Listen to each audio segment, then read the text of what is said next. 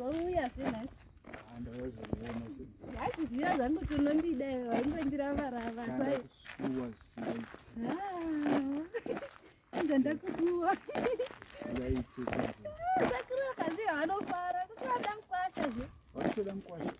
Ehe zvavo. Ndaitoda kutobvunza nyaya yekuti takufanira kuita tichinoroorana.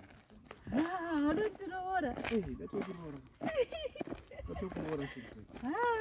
Unofarira makalazi ako? Unotonditengera chipa makala. Hembe kadzinopfekwa panoroorwa vanhu paya. Chena kana kuti tema kana kuti tsvuku ndodzandofarira. Tsvuku haisi nguo tsvuku here senze.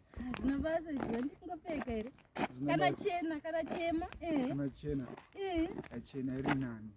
Saka chayari ndikuzoonekana sekuru. Hazvo kuma next week. Haichikaro ndodorega zvendikandatoona munhu anondida kudai. Chikoro hachina kana problem. Nogona kuenderera mberi kati anowana 15. Kangozvara vana 15. Saka ine ndatopinda zvenyu. Kana toyakwa kwenyu rini. Ndichakudaidza ndokuudza kuti werarini. Saka ndakudzokera zvenyu sekuru. Andikupe mari yezvimazeke.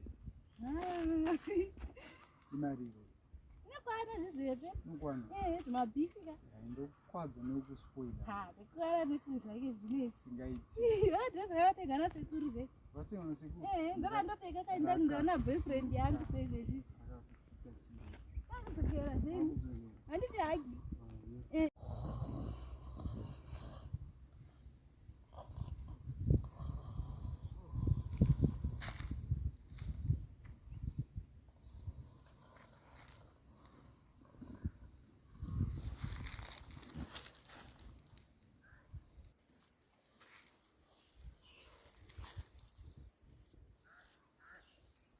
Ndani chirota.